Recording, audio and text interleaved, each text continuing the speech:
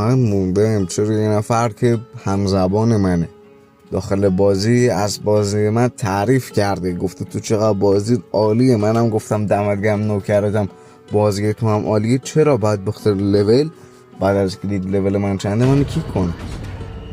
یعنی چی؟ رفتم باشون داخل اسکواد، بعد یهو میبینم به 2 ثانیه نکش من کیک کرد. بار بعدی رفتم بگم مشتی چرا کیکم کردی؟